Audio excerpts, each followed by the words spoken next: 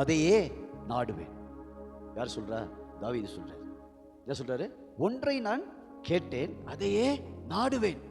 அப்படின்னா நம்முடைய வாழ்க்கையின் நோக்கம் ஒன்னே ஒன்றுதான். ஒரு விசுவாசியினுடைய வாழ்க்கையினுடைய நோக்கம் ஒன்னே ஒன்றுதான். என்ன அப்படின்னா, ஆரம்பத்தில் ஆண்டவர்கிட்ட வரும்பொழுது ரட்சிப்புக்காக வருகிறோம், தேவைக்காக வருகிறோம், பிரச்சனைகளுக்காக வருகிறோம்.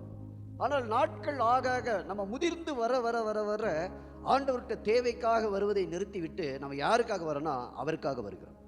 அல்லேலூயா. அதுதான் தாவீதினுடைய வாழ்க்கை. அதுதான் தாவீதினுடைய வாழ்க்கை. அதனால தான் அவர் சொல்றாரு, ஒன்றை நான் கேட்டேன், அதையே நாடுவேன். வாசிங்க அந்த வசனத்தை எடுத்து. கர்த்தரிடத்தில் ஒன்றை நான் கேட்டேன், அதையே நாடுவேன். நான் கர்த்தருடைய மகிமையை பார்க்கும்படியாக, அவருடைய ஆலயத்தில் ஆராய்ச்சி செய்யும்படியாகவும், நான் என் ஜீவனுள்ள நாளெல்லாம் கர்த்தருடைய ஆலயத்தில் தங்கி இருப்பதையே நாடுவேன். ஹல்லேலூயா, ஆமென். என்ன சொல்றாரு? கர்த்தருடைய ஆலயத்தில் தங்கி இருப்பதையே நாடுவேன். ஹல்லேலூயா. பாருங்க, ஆசைகள் மனுஷனுக்கு மனுஷன் மாறுது. ஹல்லேலூயா. விசுவாசிக்கு விசுவாசி ஆசைகள் என்ன செய்யுது? மாறுது. இன்னைக்கு நிறைய பேர்ட்ட உங்க ஆசை என்னன்னு கேட்டீங்கன்னா, அவங்க சொல்லுவாங்க, என் பிள்ளைக்கு ஒரு கல்யாணம் நடந்துருச்சுன்னா போதும் பிரதர்.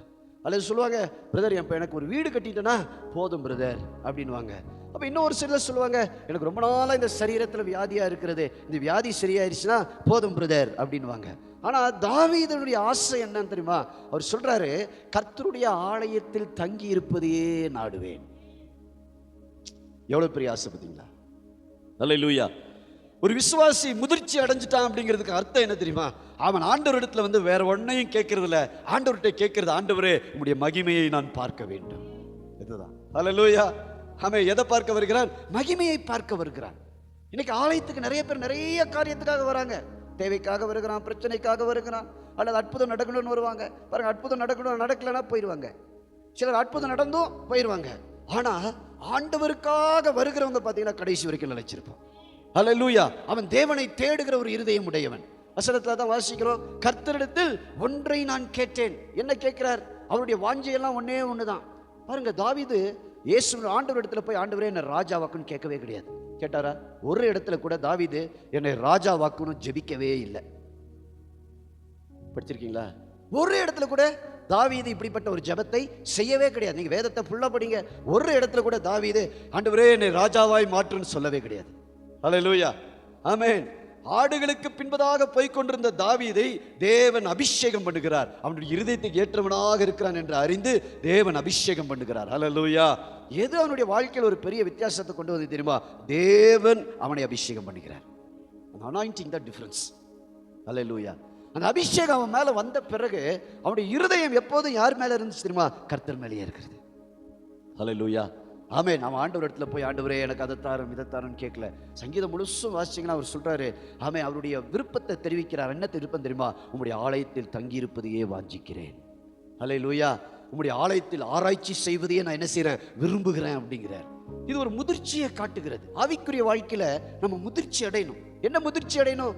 ஆண்டவர் இடத்துல வரும் பொழுது ஒன்னை கேட்கணும், ஆண்டவரே உம்மை பார்க்க வேண்டும், உம்மோடு பேச வேண்டும், உம்மை நான் சந்திக்க வேண்டும். ஹல்லேலூயா. இந்த வாஞ்சை நமக்குள்ள வரும் பொழுது, அதனால தான் பாருங்க, பைபிள்ல ஒரு வசனம் இருக்கு, மத்தேயு 6:33 சொல்றாரு, முதலாவது தேவனுடைய ராஜ்யத்தையும் அவருடைய நீதியையும் தேடுங்கள், அப்பொழுது நீங்கள் தேடுகிற இவைகளெல்லாம் என்ன செய்யப்படும்? கூட கொடுக்கப்படும். நம்ம என்ன செய்யறோம்? இந்த கூட கொடுக்கறதையே தேடிட்டு இருக்கிறோம். காய்கறி கடைக்கு போனீங்கன்னா கருவேப்பிலை கொடுப்பான். நிறைய பேர் கருவேப்பிலைக்காக தான் காய்கறி கடைக்கு என்ன செய்யற மாதிரி போற மாதிரி ஆயிப்போச்சு இன்னைக்கு. ஆனா தேவன் நம்ம நினைக்கிறதை விட மேலான காரியங்களை தேவன் நமக்கு வைத்திருக்கிறார். அல்லேலூயா, ஆமென். பாருங்க, வசனத்துல வாசிக்கும் போது சொல்றாரு, அவருடைய ஆசை. யாருடைய ஆசை? தாவீதுனுடைய ஆசை. என்ன ஆசை? அவருடைய ஆசை என்ன தெரியுமா? கர்த்தருக்கு ஒரு ஆலயத்தை கட்டணும். அவருடைய ஆசை என்ன? கர்த்தருக்கு ஆலயத்தை கட்டணும். தாவீதுக்கு ஆண்டவர் வீட்டை கட்டினார். தாவீது வீட்டை கட்டல. தாவீதுக்கு யார் வீட்டை கட்டினா? கர்த்தர் வீட்டை கட்டுறார். ஒரு ராஜா தன்னுடைய ஈராம் என்கிற ஒரு ராஜா அவனுக்கு எல்லாத்தையும் என்ன செய்யறாரு? வீடெல்லாம் கட்டி கொடுக்கிறார். இப்ப தாவீது ஆடுகளுக்கு பின்னாடி போய் கொண்டிருந்த தாவீது, குடும்பத்தால் தள்ளப்பட்ட தாவீது, புறக்கணிக்கப்பட்ட ஒரு தாவீது இன்னைக்கு எங்க இருக்கிறாரு? கேதுரு மரங்களால் கட்டப்பட்ட ஒரு வீட்டில் குடியிருக்கிறார். வீட்டில் குடியிருக்கும் பொழுதுக்கு அவருக்கு ஆசை என்ன தெரியுமா வருது? ஆண்டவரே, நாத்தான் தீர்க்கதரிசியை பார்த்து சொல்றாரு, தீர்க்கதரிசிட்ட சொல்றாரு, நாத்தான் நான் பாருங்க எவ்வளோ பெரிய கேதுரு மரத்தால் ஆன ஒரு வீட்டில் நான் குடியிருக்கிறேன், ஆனால் என் ஆண்டவருடைய கூடாரம் எங்கே இருக்குது? ஆண்டவருடைய பெட்டி எங்கே இருக்குது? ஒரு கூடாரத்துக்குள்ளே இருக்கே. அவருக்கு ஒரு ஆலயத்தை கட்டினா எப்படி இருக்குன்னு சொல்லி அவருடைய விருப்பத்தை தெரிவிக்கிறார். அல்லேலூயா. தாவீதுடைய ஆண்டவரை குறித்து தாவீதுடைய விருப்பம் எல்லாம் என்ன தெரியுமா? ஆண்டவருக்கு ஒரு ஆலயத்தை எழுப்பணும், ஆண்டவருடைய மகிமையை பார்க்கணும், ஆண்டவருடைய பிரமாணங்களை கற்றுக்கொள்ளணும். சங்கீதம் 119 முழுசும் வாசிங்கன்னா அவர் சொல்றாரு, அவருடைய விருப்பம் என்ன தெரியுமா? ஆண்டவரே, உங்களுடைய பிரமாணங்களை எனக்கு போதியும், உங்களுடைய வசனங்களை எனக்கு சொல்லிக் கொடுங்க. ஆண்டவரே, நான் பாவம் செய்யாதபடிக்கு உங்களுடைய வசனத்தை எங்க வச்சேன்? இருதயத்தில் வைத்தேன், ஆலயத்தில் ஆராய்ச்சி செய்யறதை நான் விரும்புறேன் அப்படின்னே எழுதிட்டு வருவார். ஹல்லேலூயா. இன்னைக்கு மாலை நேரத்தில் நம்ம ஆசை என்னவா இருக்கு? நம்முடைய ஆசை என்னவா இருக்கு? ஹல்லேலூயா. ஆமென். நம்முடைய ஆசை, வாஞ்சை, விருப்பம், தாகம் எல்லாம் ஆண்டவருக்காக எதாகிலும் செய்யணும், இல்லை ஆண்டவரை பார்க்கணும், ஆண்டவரை பார்க்கணும். ஹல்லேலூயா. லூக்கா 10ஆம் அதிகாரம் 42வது வசனம் எடுத்து வாசிச்சு பாருங்க. ஆனது ஒன்றே, மரியாள் தன்னை விட்டு எடுபடாத நல்ல பங்கை தெரிந்து கொண்டாள். ஹல்லேலூயா. பாருங்க, இயேசு சொல்றாரு, மார்த்தாள் பல பல வேலைகள்ல சிக்கி கொண்டிருந்தாங்க. இயேசு எங்க இருக்காரு? மார்த்தாள் மரியாளுடைய வீட்டில் இருக்காரு. ஏற்றுக்கொண்டது யாரு? மார்த்தாள் மரியாள். ஆனா பாதத்தில் அமர்ந்திருந்தது யாருன்னா மரியாள் மட்டும்தான். ஹல்லேலூயா. பாருங்க, இன்னைக்கு விசுவாசிகள், ஊழியர்கள், நம்ம எல்லாருக்கும் ஒரே பிரச்சனை என்ன தெரியுமா? நம்மளால அமர்ந்திருக்க முடியல, நம்மளால அமர்ந்திருக்க முடியல. வேலைகளை செய்யறதுக்கு, ஊழியர் செய்யறதுக்கு ரெடியா இருக்கிறோம். அங்க ஊழியருக்கு, இங்க ஊழியருக்கு, அங்க ஊழியருக்குன்னு ஓடிக்கிட்டே இருக்கிறோம். ஆனா தேவனுடைய பாதத்தில் அமர்ந்திருந்து அவருடைய வசனத்தை கேட்பதற்கு இன்னைக்கு நமக்கு என்ன இல்லைன்னா சமயம் இல்லை. சமயம் இல்லைன்றதை விட நம்முடைய இருதயம் அதற்கு இன்னும் ஆயத்தம் ஆகவில்லை. ஹல்லேலூயா. அதனால தான் மரியாதை மார்த்தாள் வந்து சொல்றாங்க, இயேசுவே, நான் பற்பல வேலைகளால் என்ன செய்றேன்? கஷ்டப்படுகிறேன், உமக்கு கவலை இல்லையா என்று கேட்கும் பொழுது ஆண்டவர் சொல்றாரு, மார்த்தாள் ஆண்டவர் சொல்றாரு, நீயோ பல வேலைகளால் என்ன செய்யப்பட்டிருக்கிற? கவலையில சிக்கி கொண்டிருக்கிற. மரியாள் என்ன பண்ணியிருக்கிறாங்க? தன்னை விட்டு எடுபடாத நல்ல பங்கை தெரிந்து கொண்டார். தன்னை விட்டு எடுபடாத நல்ல பங்கை தெரிந்து கொண்டாள். ஹல்லேலூயா. ஆமென். நான் இந்த உலகத்தில் வல்லமையா பயன்படுத்தப்பட்ட தேவ மனிதர்கள் குறித்து நிறைய படிப்பேன். அவங்களுக்கெல்லாம் ஒரே சீக்ரெட் என்ன தெரியுமா? தேவனுடைய பாதத்தில் அமர்ந்திருந்தார்கள், அவ்வளவுதான். நம்மளை விட விசேஷமானது ஒண்ணுமே கிடையாது. அவர்களும் நம்ம போலதான் ஊழியத்தில் வந்து பல சோர்வு, பல போராட்டங்கள், பல தடைகள் அவருடைய வாழ்க்கையில். T.L. ஆஸ்பார்ட் என்ற ஒரு மனிதனை குறித்து நான் படிச்சுட்டு இருந்தேன். ஊழியத்துக்கு வந்து பல வருஷம் ஆயிப்போச்சு. ஊழியத்தில் ஒன்றும் பெருசா நடக்கவே இல்லை. பயங்கர சோர்வு, அமெரிக்க தேசத்தில் பயங்கர போராட்டம். ஊழியத்தை விட்டுட்டு போயிடலாங்கிற ஒரு மனநிலையில் அவர் ரொம்ப சோர்ந்து போயிட்டார். தன்னுடைய குழந்தைக்கு சரியான உணவு கொடுக்க முடியவில்லை, தன்னுடைய மனைவிக்கு சரியான ஒரு வீடு என்ன செய்யல, கொடுக்க முடியல. மனைவி சொல்லிட்டாங்களாம், நான் எங்கள் அம்மா வீட்டுக்கே போகிறேன், நீ எப்போ ஊழியத்தில் உனக்கு எனக்குன்னு ஒரு நல்ல வீடு நீ எடுத்து வைக்க முடியுமோ அப்போ நான் திரும்ப வரேன்னு போகிற அளவுக்கு ஆயிட்டாங்களாம். ரொம்ப மனம் உடைந்து போன இவர் சொன்னாராம், ஒரு நாள் தன்னுடைய அறையை பூட்டி கொண்டு ஆண்டவருடைய சமூகத்தில் சொன்னார், ஆண்டவரே, நான் நீர் என்னை சந்திக்கும் வரைக்கும் இந்த இடத்துல இருந்து நான் என்ன செய்ய மாட்டேன், போக மாட்டேன் அப்படின்னாரு. ஹல்லேலூயா. எல்லாருடைய வாழ்க்கையிலும் ஒரு டர்னிங் பாயிண்ட் எப்போ வந்தது தெரியுமா? தேவன் அவர்களை சந்தித்த பொழுது வந்தது. ஹல்லேலூயா. பாருங்க, மோசேயினுடைய வாழ்க்கையில 40 வருஷம். ஒரு ஊழியர் கூட்டத்தில் போன 2 வாரத்துக்கு முன்னாடி குன்னூர்ல ஒரு ஊழியர் கூட்டத்தில் பேசினேன். நம்ம இன்னைக்கு நிறைய நேரம் ஊழியத்தை மாம்சத்தில் செய்யணும் அப்படின்னா நமக்கு இருக்கிற அறிவு, ஞானம், பலம், பாடக்கூடிய திறமை இதெல்லாம் வைத்து நம்ம ஒரு ஊழியத்தை செய்யணும்னு நினைக்கிறோம். ஆனால் ஆண்டவருக்கு அதெல்லாம் குவாலிஃபிகேஷன் இல்லவே இல்லை. எனக்கு மியூசிக் தெரியறது குவாலிஃபிகேஷன் இல்லை, எனக்கு பாட தெரியறது குவாலிஃபிகேஷன் இல்லை, எனக்கு பிரசங்க தெரியறது குவாலிஃபிகேஷன் இல்லை, பைபிள் காலேஜ் படித்தது குவாலிஃபிகேஷன் இல்லை. ஹல்லேலூயா. பாருங்க, மோசே என்ன பண்றாருன்னா, அவருக்கு ஒரு வைராக்கியம். நான் அரண்மனையில் இருக்கிற என் ஜனம் என்ன செய்து கஷ்டப்படுதுன்ற ஒரு வைராக்கியத்தில் என்ன பண்றாருன்னா, நேராக போய் ஊழியத்தில் இறங்கிடுறார். நேராக போய் இறங்கி ஒரு எகிப்தியனை என்ன செஞ்சிடறாரு, எபிரேயனை அடிச்ச ஒரு எகிப்தியனை கொன்று போட்டு விடுகிறார். அடுத்த நாள் 2 எபிரேயர்கள் சண்டை போடுறாங்க. போய் சொல்றாரு, நம்மெல்லாம் சகோதரர்கள் அல்லவா, நீங்க ஏன் சண்டை போடுறீங்கன்னா, ஒரு எபிரேயன் சொல்றான், நேத்து நீ எகிப்தியனை கொன்ன மாதிரி என்னையும் கொல்ல பார்க்கிறேன்னு. மோசேக்குள்ள என்ன வந்துருது? பயம். அவன் அரண்மனையை விட்டு என்ன செய்யறான், ஊழியத்துக்கு வந்தவன் இப்போ அரண்மனை பயந்து போய் அரண்மனையை விட்டு எங்க ஓடுறாரு, மீதியான் தேசத்துக்கு போகிறார். அங்க போய் ஒரு அந்நிய மனுஷனிடத்துல மாமியார் வீட்டுல ஆடு மேய்க்கிறார். அரண்மனையில் இருந்தார், எப்ப எங்க இருக்கிறாரு, மாமியார் வீட்டுல 40 வருஷம் ஆடு மேய்க்கிறார். சாதாரண வேலை கிடையாது. 40 வருஷம் ஒரு மாமியார் வீட்டு மருமகனா என்ன செய்றாரு? மாமனாரோட ஆட்டை மேய்க்கிறார். சாதாரண விஷயம் நினைச்சிட்டீங்களா? கஷ்டமான ஒரு வேலை. 40 வருஷம் ஒரு ஆட்டை மேலும் கீழும் ஓட்டிக்கிட்டே இருக்கிறார். மோசே ஒவ்வொரு நாளும் போகும்பொழுது, இது என்னுடைய கற்பனை, நான் என்ன நினைக்கிறேன்னா, ஒவ்வொரு நாளும் போகும்பொழுது அவர் சொல்லியிருப்பார், ஆண்டவரே எப்படின்னா என்னைக்காவது ஒரு நாள் என்ன செய்வீங்க? சந்திப்பீங்க. கண்டிப்பா நான் இந்த பார்வனை போய் என்ன செய்வேன்? ஒரு நாள் நான் சந்திப்பேன் அப்படின்னு சொல்லி ஒவ்வொரு நாளும் 40 வருஷம் போயிட்டு வந்துட்டு வந்திருக்கிறார். ஆண்டவர் மோசையை சந்திக்கிறதுக்கு எத்தனை வருஷம் ஆச்சு? 40 வருஷம். அல்லேலூயா. ஆனா அந்த 40 வருஷத்தினுடைய பாடு ஒரே ஒரு சந்திப்புல முடிஞ்சு போச்சு. ஒரே ஒரு சந்திப்பு. தேவன் சந்தித்தார், மோசையை பார்த்தார். மோசே கிட்டவன் கூப்பிட்டாரு. அவன் கிட்ட வந்தோடனே எந்த கோலால் ஆடுகளை மேய்த்து கொண்டிருந்தானோ அந்த கோலை தேவன் அற்புதத்தின் கோலாய் மாற்றி விட்டார். லைஃபே மாறிச்சு. நமக்கு தேவை ஒரே ஒரு சந்திப்பு தான். யாரோடு ஒரு சந்திப்பு தெரியுமா? ஆண்டவரோடு ஒரு சந்திப்பு. ஹல்லேலூயா. அந்த ஒரு சந்திப்பு அவருடைய வாழ்க்கை. டி.எல். ஆஸ்பான் சொல்றாரு, அவருடைய சரித்திரத்தில் எழுதும் பொழுது, அதன் பிறகு ஆண்டவரை அவருடைய அறையில கர்த்தரை சந்திக்காம நான் என்ன செய்ய மாட்டேன், வெளியே வர மாட்டேன், பூட்டி சாவியை வெளியே விட்டார். கர்த்தர் ஒரு நாள், பல நாட்கள் உபவாசத்துக்கு பிறகு தேவன் ஒரு நாள் அவருடைய அறையில் இறங்கி வந்து அவரை சந்தித்தார். அதன் பிறகு டி.எல். ஆஸ்பானுடைய ஊழியம் நமக்கு எல்லாத்துக்குமே தெரியும். உலகம் முழுவதும் சுற்றி திரிந்து அநேக மக்களை தேவனுக்காக என்ன செய்தார்? அவர் ஆதாயப்படுத்தினார். டி.எல். ஆஸ்பான்ங்கிற யூனிவர்சிட்டி எங்கே இருக்குது தெரியுமா? அமெரிக்க தேசத்தில் இன்றைக்கும் இருக்கிறது. அப்படிப்பட்ட குழந்தைக்கு பால் வாங்கி கொடுக்க வசதி இல்லாத, தகுதி இல்லாத அந்த மனுஷனை கொண்டு கர்த்தர் உலகத்திலே மிகப்பெரிய ஒரு யூனிவர்சிட்டியை எழுப்பக்கூடிய வல்லமை யாருக்குன்னா ஆண்டவருக்கு இருக்கிறது. ஹல்லேலூயா. நமக்கு இன்னைக்கு தேவை ஒன்றே ஒன்று, ஒரு சந்திப்பு ஆண்டவரோடு. ஹல்லேலூயா. அதாவது தான் மரியாள் சொன்னா, ஆண்டவருடைய பாதத்தில் உட்கார்ந்து கொண்டாங்க. ஆண்டவர் சொன்னாரு, நீ உலகத்தின் பல வேளையில் கவலைப்பட்டு இருக்கிற, உனக்கு தேவையானது ஒன்னே ஒன்று தான், உன்னை விட்டு எடுபடாத நல்ல பங்கு. ஹல்லேலூயா. தாவீது அதே தான் ஆண்டவர்கிட்ட கேட்கிறார். நான் தாவீதை குறித்து நிறைய படிப்பேன், அடிக்கடி பாஸ்டர் கூட டிஸ்கஸ் பண்ணுவேன். எல்லாரையும் ஆண்டவர் வந்து பேரை சொல்லி கூடுவாரு. ஆனா தாவீதை மட்டும் என் தாசன் அப்படின்னுவாரு.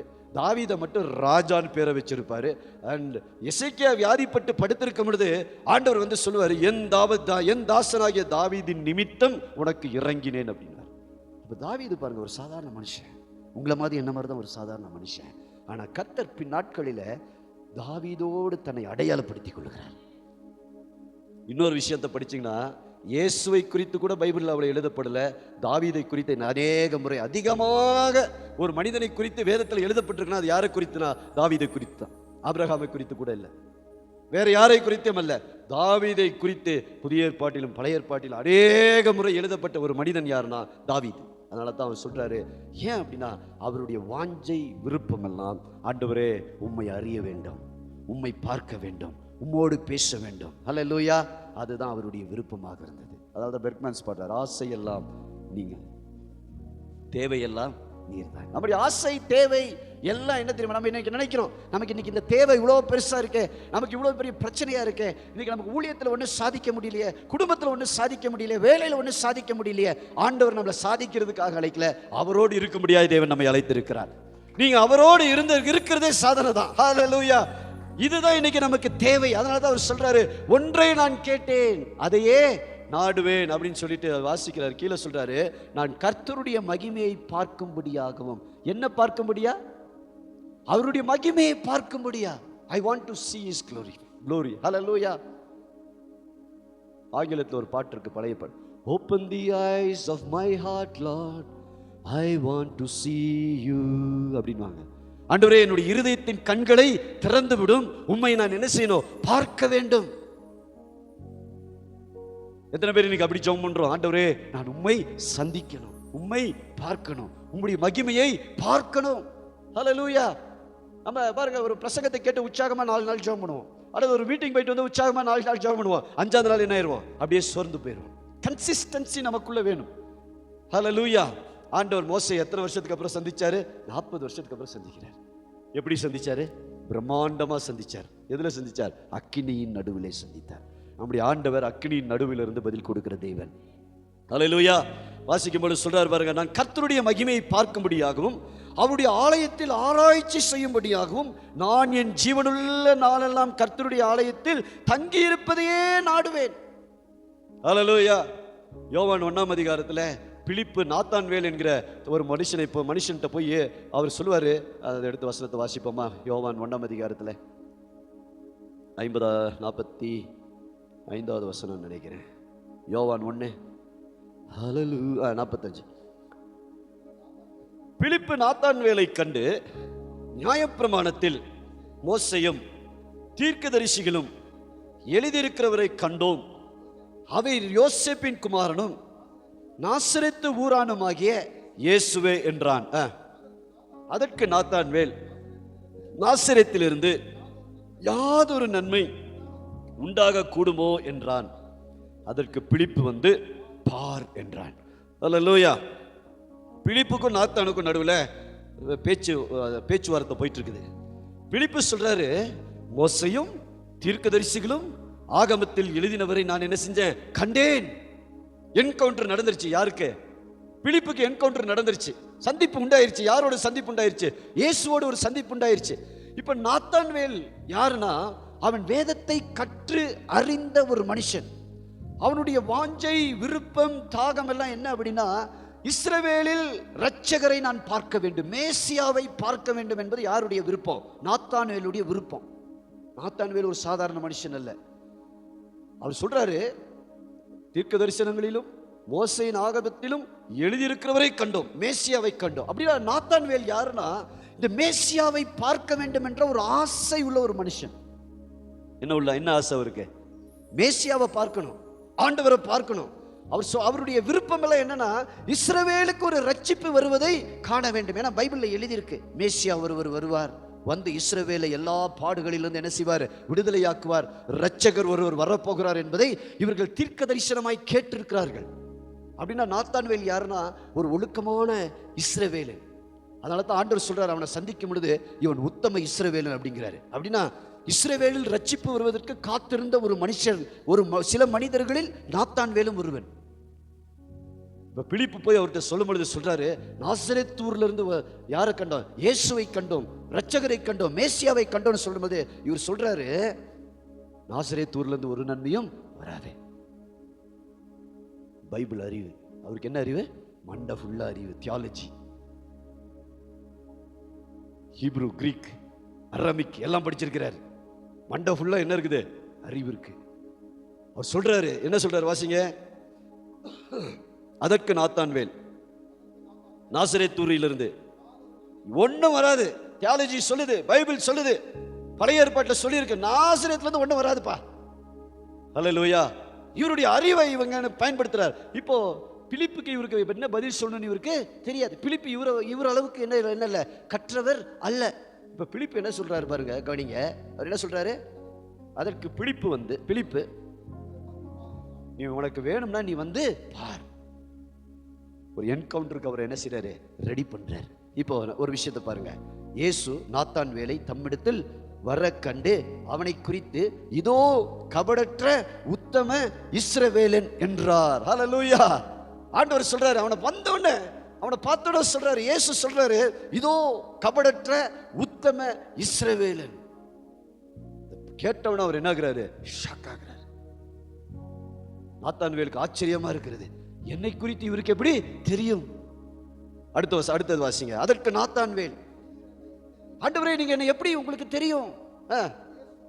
இயேசு அவனை நோக்கி, பிலிப்பு, உன்னை அழைக்கிறதற்கு முன்னே நீ அத்திமரத்தின் கீழ் இருக்கும் போது உன்னை கண்டேன் என்றான். அல்லேலூயா என்றார். என்கவுண்டர் நடக்குது பாருங்க. அத்திமரத்தின் கீழே இவர் என்ன பண்ணாருன்னு தெரியல. ஆனா ஆண்டவர் பிலிப்பு இவர்கிட்ட போய் பேசுறதுக்கு முன்னாடியே, நீ அத்திமரத்தின் கீழ் உட்கார்ந்து யோசிச்சுட்டு இருந்ததெல்லாம் ஆண்டவர் என்ன செஞ்சிட்டாரு? சொல்லிட்டார். நீ என்னென்ன யோசித்த, நீ இதெல்லாம் பைபிள்ல சொல்லல. மேபி ஆண்டவர் அங்க என்ன செஞ்சிருக்கலாம்? சொல்லியிருக்கலாம். ஒரு வார்த்தையில பைபிள் ரத்திர சுருக்கமா நமக்கு சொல்லி இருக்குது. அத்திமரத்தின் கீழே இருக்கும் பொழுது, அத்திமரத்தின் கீழே இருந்து என்ன யோசித்திருப்பாரு? ஒருவேளை மேசியாவை குறித்து என்ன செஞ்சிருக்கலாம்? யோசித்திருக்கலாம். தாவீது மாதிரி அவருக்கு ஒரு என்கவுண்டர் தேவைப்பட்டிருக்கலாம். இதை சந்தித்த பிறகு நாத்தானுடைய வாழ்க்கை வாருது பாருங்க. அதற்கு நாத்தான்வேல், ரபி, நீர் தேவனுடைய குமாரன், நீர் இஸ்ரவேலின் ராஜா என்றான். ஹல்லேலூயா. ஒரே ஒரு சந்திப்பு நாத்தானுடைய வாழ்க்கையை மாற்றிடுச்சு. ஹல்லேலூயா. ஆமென். 18 வருஷம் ஒரு ஸ்திரீ 18 வருஷம் பிசாசினால் கட்டப்பட்டிருக்கிறார். கூனியா இருக்கிறா, 18 வருஷமா இருக்கிறா. 18 வருஷம் சபைக்கு வந்துட்டும் போயிட்டு இருக்கிறா. என்ன செய்றா? சபைக்கு வர போறா, வர போறா. எல்லாம் என்ன நினைச்சாங்க? இது ஒரு வியாதின்னு நினைச்சாங்க.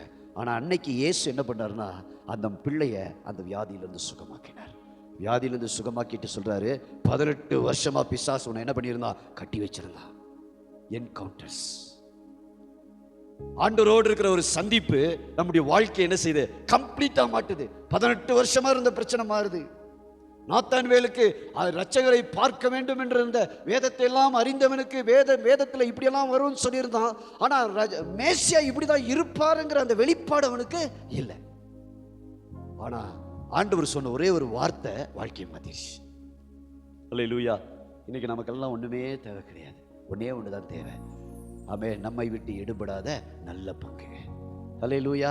நான் ஒன்னே ஒன்று சொல்றேன் பாருங்க, உங்கள்கிட்ட என்ன இருக்கோ இல்லையோ, ஒருவேளை நீங்க கஷ்டப்படலாம், வியாதியோடு இருக்கலாம், பலவீனத்தோடு இருக்கலாம், தேவையோடு இருக்கலாம், அல்லது நீங்க ஜெபித்த ஜெபங்கள்லாம் கேட்கப்படாம கூட போயிருக்கலாம். அதெல்லாம் மேட்டர் கிடையாது. ஆனா ஆண்டவர் மரியாதை பார்த்து ஒன்னே ஒன்று சொன்னாரு, உன்னை விட்டு எடுபடாத நல்ல பங்கை தெரிந்து கொண்டாள். இன்னைக்கு நம்ம என்ன தெரிஞ்சிருக்கணும் தெரியுமா? நம்மை விட்டு எடுபடாத ஒரு நல்ல பங்கு நமக்கு இருக்கிறது. அல்லேலூயா. ஆமென். நிறைய நேரத்தில் ஊழியத்தில் சோர்ந்து போகும்போது நான் நிறைய படிப்பேன், பைபிளில் படிப்பேன். சில மூத்த ஊழியர்களுடைய செய்திகளை கேட்கும் பொழுது அப்போ ஒரு ஊழியர் இப்படியாக சொன்னார். அவர் சொன்னார், உன் பலவீனம் அல்லது நீ இருக்கிற சூழ்நிலை அல்லது உனக்கு இருக்கிற இன்னைக்கு பிரச்சனை உன்னை தீர்மானிக்க கூடாது. உனக்குள்ள இருக்கிற ஆண்டவர் யார் என்பது தான் உன்னை தீர்மானிக்கிறது. ஹல்லேலூயா. ஆமென். உன் மேல இருக்கிற அந்த அழைப்பு தான் உனக்கு ஒரு தீர்மானம். உன் மேல இருக்கிற அந்த அபிஷேகம் தான் உனக்கு தீர்மானம். இன்னைக்கு வரை நீ உடைஞ்சு போயிருக்கலாம், இன்னைக்கு நீ பலவீனமா இருக்கலாம், இன்னைக்கு நீ செயல்படாம இருக்கலாம், இன்னைக்கு சோர்ந்து போயிருக்கலாம். அதெல்லாம் விஷயம் கிடையாது. ஹல்லேலூயா. ஆனா உனக்குள்ள இருக்கிற ஒருவர், அவர் பெரியவர், அவர் அற்புதமானவர், அவர் அதிசயமானவர். உன்னுடைய விசுவாசம் பெரியதுன்னு ஆண்டவர் சொல்றார். ஹல்லேலூயா. அதுதாங்க மேட்டர் நமக்கு. இன்னைக்கு நான் யாரா இருக்கிறேன்றது விஷயம் கிடையாது, ஆனா எனக்குள்ள யார் இருக்கிறாங்கிறது தான் விஷயம். அல்லேலூயா. ஆமென். அதனால தான் வாசிக்கும் பொழுது, வசனத்தில் வாசிக்கும் பொழுது, பிலிப்பியர் 3ஆம் அதிகாரம் 13வது வசனத்தை எடுத்து வாசிப்போம். இந்த நாத்தான்வேல் முடிச்சிருவோம். 49 சொல்றாரு, அதற்கு நாத்தான்வேல், ரபி, நீர் தேவனுடைய குமாரன், நீர் இஸ்ரவேலின் ராஜா என்றான். பாருங்க, அது வரைக்கும் கவனிங்க, வெளிப்பாடு என்பது இதுதான் வெளிப்பாடு. அல்லேலூயா. சந்திப்பு நம்முடைய வாழ்க்கையில் என்ன கொண்டு வருதுன்னா, தேவனை குறித்த வெளிப்பாடுகளை நமக்கு கொண்டு வருகிறது. அல்லேலூயா. பாருங்க, கர்த்தர் தேவனை சந்தித்த பிறகு அது வரைக்கும் நாசரேத்தூர்ல இருந்து ஒண்ணும் வராதுன்னு சொன்ன நாத்தான்வேல் இப்ப என்ன பதில் சொல்றாரு ஆண்டவருக்கு? என்ன சொல்றாரு? கவனிங்க, நீர் தேவனுடைய குமாரன். கவனிக்கிறீங்களானே தெரியல நிறைய பேர். நீர் தேவனுடைய குமாரன். அது வரைக்கும் என்ன சொல்றாரு? அதுக்கெல்லாம் வாய்ப்பே கிடையாது. பிலிப்பை நீ ஏமாந்துட்ட. ஒருவேளை பிலிப்பை ஒரு பிரெயின் வாஷ் பண்ண ட்ரை பண்ணிருப்பேன். நம்ம எப்படி எப்போதும் அப்படிதான் பண்ணுவோம். பா, நீ ஏமாந்துட்டப்பா, அவர் கூட போய் நீ சேர்ந்துட்ட. அங்க இருந்தாலும் நம்ம ரட்சகர் என்ன செய்ய மாட்டாரு? வர மாட்டார். பிலிப் அதான் சொன்னாரு, உன் கேள்விக்கெல்லாம் என்கிட்ட பதில் இல்லை, நீ வேணா ஒரு நாள் வந்து பார். வந்தான், கர்த்தரை பார்த்தான், கர்த்தர் பேசினாரு. பேசின உடனே இப்ப என்ன தெரியுமா சொல்றான்? அதே வாயால, எந்த வாயால நாசரேத்திலிருந்து ஒரு ரட்சிப்பும் வராதுன்னு சொன்னானோ அதே வாயால இப்ப அந்த நாத்தான்வேல் சொல்றாரு, நீர் தேவனுடைய குமாரன். மாறிடுச்சு பாருங்க. என்ன மாறிடுச்சு? பெர்ஸ்பெக்டிவ் மாறிடுச்சு. தேவனை குறித்த அறிவு மாறிடுச்சு. மேசியாவை குறித்த வெளிப்பாடு அவனுக்கு என்ன ஆயிடுச்சு? வந்துருச்சு. அவர் சொல்றா, நீ இஸ்ரவேலின் ராஜா என்றார். ஹல்லேலூயா. ஆமென். நம்ம ரட்சிக்கப்படும் போது அப்படித்தான் இருந்தோம். ஆண்டவர்கிட்ட நிறைய டைம் கூப்பிட்டப்போ நம்ம வரல. ஆண்டவர் யாருன்னு நமக்கு தெரியல. ஆனா ஒரு முறை தேவனிடத்தில் வந்த பிறகு அவரை குறித்த அறிவு நமக்கு மாறிடுச்சு. அதோட நிறுத்திட்டோம். நம்ம இன்னும் ஆண்டவர்கிட்ட என்ன செய்யல? நெருங்கல. நெருங்க நெருங்க நெருங்க அவர் இன்னும் யார் என்பது வெளிப்பாடு நமக்கு உண்டாகி கொண்டே இருக்கும். இப்ப தேவனுடைய குமாரனை பார்க்கிறோம், இஸ்ரவேலின் ராஜாவை பார்க்கிறோம். ஆனா தாவீது சொல்றாரு, அதெல்லாம் எனக்கு பத்தாது, நான் என்ன பார்க்கணுங்க? மகிமையை பார்க்கணும். I want to see your glory. என்ன பார்க்கணும்? மகிமையை பார்க்கணும். அல்லேலூயா. யாத்ராகமம் 33ல வாசிக்கும் பொழுது மோசே சொல்றாரு, ஆண்டவரே, இவ்வளவு நாள் என் கூட பேசினீங்க, பண்ணீங்க, எல்லாம் ரைட்டு, ஆனா உம்மை ஒரு முறை முகமுகமாய் நான் என்ன செய்யணும்? பார்க்கணுங்கிறாரு. ஆசை பாருங்க. மோசேனுடைய ஆசை என்ன? மோசே ஒரு நாள் ஆண்டவர் இடத்துல போய், ஆண்டவரே இந்த இஸ்ரவேலுக்கெல்லாம் என்ன ராஜாவா மாத்திரீங்கன்னு அவர் என்ன செய்யல, கேட்கவே கிடையாது. இதுதான் பாருங்க, இவங்கெல்லாம் ஆண்டவர் உயர்ந்தவர்களா இருக்கிறாங்க, விசுவாசத்தில் உயர்ந்தவர்களா இருக்கிறாங்க, ஆவிக்குரிய வாழ்க்கையில் ஒரு உயர்ந்த நிலையில இருக்கிறாங்க. ஹல்லேலூயா. காரணம் என்ன தெரியுமா? அவங்க ஆசையெல்லாம் என்ன தெரியுமா இருந்தது? தேவனுடைய மகிமையை பார்க்க வேண்டும். தாவீது அதான் சொல்லிட்டு ஜெபிக்கிறாரு. மோசேனுடைய ஜெபம், மோசே தனக்காக பண்ண ஒரே ஜெபம்னு நினைக்கிறேன் பைபிளில். அவர் தனக்காக வேற எந்த ஜெபமும் பண்ணல. தன் பிள்ளைக்காகவோ தன் மனைவிக்காகவோ அல்லது வேற மோசே, நான் ஆண்டவரே இவ்வளோ தூரம் இந்த ஜனங்கள்லாம் கஷ்டப்படுத்திட்டு வந்தேனே, எனக்கு ஒரு ஸ்தூபி எழுப்புங்கன்னு கூட அவர் என்ன செய்யல, கேட்கல. இன்ஃபேக்ட் மோசேக்காக ஒரு கல்லு கூட நடப்படல வேதத்தில். ஆமா, நம்ம அப்படிப்பட்ட ஒரு ஊழியர் செஞ்சிருந்தா இன்னைக்கு என்ன பண்ணியிருப்பான்? பெரிய ஒரு இதெல்லாம் கட்டி ஒரு பெரிய ஒரு மாளிகையெல்லாம் பண்ணி இங்கேதான் இவர் அடக்கம் பண்ணப்பட்டாருன்னா சொல்லி பண்ணியிருப்பான். ஆனா மோசேக்கு கல்லறை கூட பூமியில இல்லை. மோசே அடக்கம் பண்ணப்பட்ட இடம் கூட நமக்கு இன்னைக்கு வரைக்கும் தெரியும். பைபிள் ஒரு இடத்துல கூட சொல்ல. ஏன்னா மோசேனுடைய கல்லறைய மோசையை யார் அடக்கம் பண்ணா தெரியுமா? தேவதூதன். பாடியை அவர் எடுத்து போயிரு பாருங்க. இதுதான் மகிமையில் வாழ்கிறவர்களுக்கு ஆன ஒரு ஆசீர்வாதம். அல்லேலூயா. அப்படிப்பட்ட ஒரு கிரேட்னஸ்க்கு, அப்படிப்பட்ட ஒரு மேலான ஒரு அழைப்புக்கு தேவன் உங்களையும் என்னையும் அழைத்திருக்கிறார். அல்லேலூயா. ஆமென். பைபிள்ல நிறைய இருக்கு. ஆனா ஒரு ஹையர் லைஃப், ஒரு உன்னதமான ஒரு வாழ்க்கைக்கு ஆனா அழைப்பும் வேதத்தில் நமக்கு கொடுக்கப்பட்டிருக்கிறது. நாத்தான்வேல் இயேசுவை கண்ட பிறகு இயேசு அவனுக்கு கொடுத்த ஒரு தரிசனம், வாக்குத்தத்தம் என்ன தெரியுமா? அன்னைக்கு யாக்கோபு பார்த்த அதே தரிசனத்தை யாருக்கு கொடுக்கிறார்? ஆண்டவர் நாத்தான்வேலுக்கு கொடுக்கிறார். யாக்கோபு என்ன தரிசனம் பார்த்தார்? வானம் திறந்திருக்கிறதையும் தேவதூதர்கள் ஏறுகிறதையும் இறங்குகிறதையும் கண்டான். அதே காரியத்தை ஆண்டவர் யாருக்கு கொடுக்கிறாருன்னா நாத்தான்வேலுக்கு சொல்றாரு. இது முதல் பாருங்க, வாசிங்க அடுத்த வசனத்தை, 50வது வசனம். இயேசு அவனுக்கு பிரதியுத்தரமாக, கண்டேன், சொன்னதினாலேயோ விசுவாசிக்கிறாய், இதிலும் பெரிதானவைகளை காண்பாய். ப்ராஃபஸி ஒண்ணுமே கிடையாதுங்க. ப்ராஃபஸியை விட ஒரு பெரிய விஷயத்தை தேவன் நமக்கு வைத்திருக்கிறார். ஹல்லேலூயா. ஆமென். அவர் கேட்கிறாரு, நான் உன் அத்திமரத்தின் கீழே பார்த்ததுனால நீ என்ன விசுவாசிக்கிறையா? நாத்தான்வேல், இதை விட நீ பெரிய காரியத்தை என்ன செய்ய போற, பார்க்க போறன்னு சொல்லிட்டு ஆண்டவர் கீழே சொல்றாரு. பின்னும் அவர் அவனை நோக்கி, வானம் திறந்திருக்கிறதையும். இதே தரிசனத்தை யார் பார்க்கிறா? யாக்கோபு பார்க்கிறார். வானம் திறந்திருக்கிறத பார்க்கிறாரு. தேவதூதர்கள் அந்த வானத்தில் ஏறுகிறதையும் இறங்குகிறதையும் பார்த்து அந்த இடத்துக்கு என்ன பேர் வைக்கிறாரு? பெத்தேல்னு பேர் வச்சிட்டார். இது தேவனுடைய வீடே அல்லாமல் வேறொன்றும் இல்லை. ஹல்லேலூயா. ஆமென். அப்ப அவர் பார்த்த தரிசனம் யாரை குறித்தது? இயேசுவை குறித்தது. ஆண்டவரோடு நீங்க நெருங்க நெருங்க நெருங்க ஆண்டவர் உங்களுக்கு பூலோகத்தினுடைய காரியத்தை வெளிப்படுத்துகிறவர் அல்ல, பரலோகத்தினுடைய காரியத்தை வெளிப்படுத்துவார். மகிமைக்குரிய காரியத்தை தேவன் வெளிப்படுத்துவார். வல்லமைக்குரிய காரியத்தை தேவன் நமக்கு என்ன செய்வார்? வெளிப்படுத்துவார். அதை நீங்க சொல்லும் பொழுது மற்றவர்களால் புரிந்து கொள்ள முடியாது. ஏன் தெரியுமா? இது ஆவிக்குரியது. ஆண்டவனுக்கு என்ன சொல்றாரு? பின்னும் அவர் அவனை நோக்கி, வானம் திறந்திருக்கிறதையும் தேவ தூதர்கள் மனுஷகுமாரனிடத்திலிருந்து ஏறுகிறதையும். ஆமென். எங்கிருந்து ஏறுறாங்க இறங்குறாங்க? மனுஷகுமாரனிடத்திலிருந்து. ஹல்லேலூயா. ஆமென். அப்படின்னா ஒண்ணு புரிந்து கொள்ளுங்க, மனுஷகுமாரன் இந்த பூமிக்கு வந்த பிறகு பரலோகம் நமக்காக திறக்கப்பட்டு விட்டது. என்ன திறக்கப்பட்டுருச்சு? பரலோகம் நமக்காக திறக்கப்பட்டுருச்சு. ஏன் இப்ப மனுஷகுமாரன் என்னவா இருக்கிற? அந்த ஏணி யாரு? மனுஷகுமாரன். அவர் சொல்றாரு நாத்தான்வேல் இடத்துல, அவனுக்கு பைபிள் தெரிஞ்சதுனால இதை சொல்றாரு. ஆண்டவருக்கு யார்கிட்ட என்ன பேசணும் அவர் கரெக்டா தெரியும். நாத்தான்வேல் ஒரு கற்றறிந்த ஒரு மனுஷன். அவன்கிட்ட சொல்றாரு, யாக்கோபு அன்னைக்கு ஏணியை பார்த்தான். வானத்துக்கும் பூமிக்கும் ஒரு ஏணி இருந்தது. தேவதூதர்கள் ஏறுகிறதையும் இறங்குகிறதையும் பார்த்தான். அந்த தரிசனம் வேற ஒன்றும் இல்லை, என்னை குறித்ததான தரிசனம். அதான் சொல்றாரு, மனுஷகுமாரன் இடத்திலிருந்து தேவதூதர்கள் ஏறுகிறதையும் இறங்குகிறதையும். இப்ப நமக்கு கம்யூனிகேஷன் டைரக்டா பரலோகத்தோடு இருக்குது. யார் மூலமா தெரியுமா? இயேசு மூலமா. அன்னைக்கு இருந்தவங்களுக்கு கிடையாது. அன்னைக்கு இருந்தவங்க பழைய ஏற்பாட்டில் இருந்த பக்தர்களுக்கு அது கிடைக்கல. ஒரு சிலருக்கு மாத்திரம் ஆண்டவர் கொடுத்திருந்தார். ஆனா இன்னைக்கு விசுவாசிக்கிற, நம்புகிற, அவருடைய பிள்ளையா இருக்கிற, ரத்தத்தால் மீட்கப்பட்டிருக்கிற, அபிஷேகம் பண்ணப்பட்டிருக்கிற ஒவ்வொருவருக்குள்ளும் அந்த அபிஷேகம் வேலை செய்கிறது. ஹல்லேலூயா. ஆமென். அதனாலதான் சமாரியா ஸ்திரீகிட்ட போய் சொல்றாரு, பிதாவை எங்கும் தொழுது கொள்ளுகிற காலம் வந்துருச்சு. ஏன்னா நான் பூமிக்கு என்ன செஞ்சுட்டேன்? வந்துட்டேன். என்னுடைய சிங்காசனத்தை விட்டுட்டு நான் எங்க வந்துட்டேன்? பூமிக்கு வந்துட்டேன்.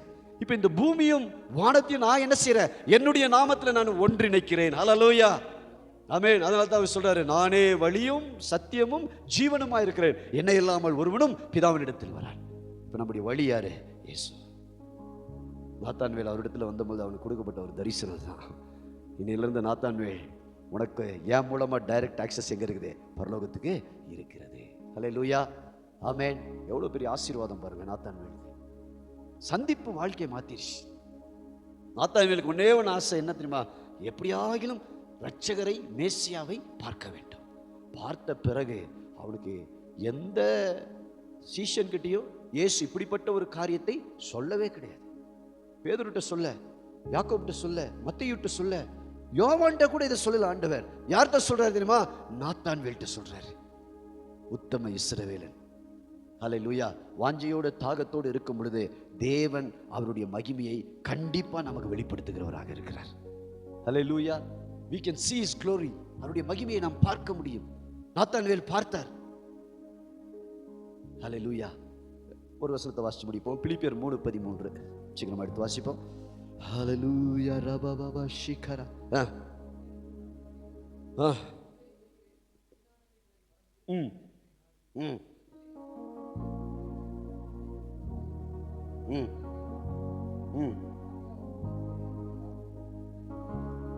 ஆமென்.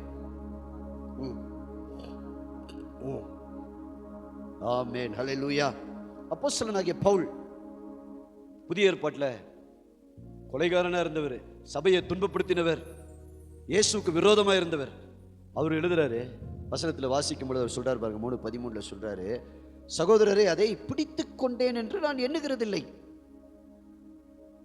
ஒன்று செய்கிறேன், பின்னானவைகளை மறந்து முன்னானவைகளை நாடி கிறிஸ்து இயேசுவுக்குள் தேவன் அழைத்த பரம அழைப்பின் பந்தய பொருளுக்காக லக்கை நோக்கி தொடருகிறேன். அல்லேலூயா, ஆமென். பவுலுடைய எல்லாருக்கும் தெரியும் பவுல் எப்படிப்பட்டவர். சபையை துன்பப்படுத்தினவர். ஸ்தேவானை கல்லெறிந்து கொள்ளும் பொழுது அதுக்கு சீட்டு வாங்கினவர் யாரு? பவுல். அப்போஸ்தலனாகிய பவுல் சபையை உபத்திரவப்படுத்தினவர். இயேசுவை சந்தித்த பிறகு தமஸ்குக்கு போற வழியில இயேசுவோடு ஒரு சந்திப்பு வாழ்க்கையை மாத்திருச்சு. என்கவுண்டர்ஸ் லைஃபை சேஞ்ச் பண்ணிடும். நமக்கு இன்னைக்கு தேவையெல்லாம் ஒண்ணே ஒண்ணுதாங்க, ஊழியம் கிடையாது, என்கவுண்டர். ஆண்டவரோடு நமக்கு என்ன தேவை? ஒரு என்கவுண்டர்.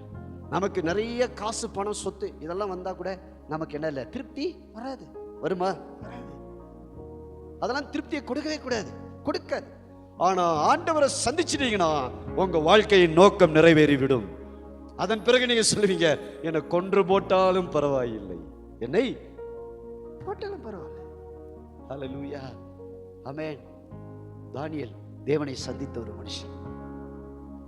சிங்கக்கேவியில போடுவாங்கன்னு தெரிஞ்சும் 3 வேளை போய் என்ன செய்யறாரு? ஜெபிக்கிறார். Encounter with God. இவங்கெல்லாம் யார் தெரியுமா? சாதாரண ஆட்கள் கிடையாது, தேவனை சந்தித்தவர்கள். சாதாரண ஆட்களாக இருந்து கர்த்தரை சந்தித்தவர்கள். நம்ம கர்த்தரை சந்திக்கும் பொழுது நம்ம ஒன்னே ஒரு ஜெபம் பண்ணுங்க. வேற எதுக்காக ஜெபம் பண்ணாதீங்க. ஒரு ஜெபம் பண்ணுங்க. ஆண்டவரே, என் வாழ்நாளிலே உம்மை நான் சந்திக்க வேண்டும். அவ்வளவுதான். ஒருவேளை 80 வருஷத்துல சந்திக்கலாம் ஆண்டவர்.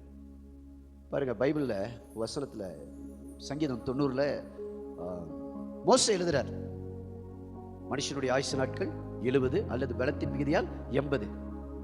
80 வயசுல ஒரு மனுஷனுடைய வாழ்க்கை என்னாச்சு சொல்லுங்க? முடிஞ்சு போச்சு, அவ்வளவுதான். 80க்கு மேல ஒன்றும் இல்லைன்ட்டு எழுதி அவரே எழுதிட்டார். ஆனா கர்த்தர் மோசே எப்ப தெரியுமா சந்திச்சாரு? 80 வயசுல சந்திச்சார். அதுக்கு அர்த்தம் என்ன தெரியுமா? அந்த வசனத்துக்கு அர்த்தம் என்ன தெரியுமா? மனுஷனுடைய ஆயுசு நாட்கள் 80 வயசு, பலத்தின் 70 வயசு, பலத்தின் மிகுதியால் 80.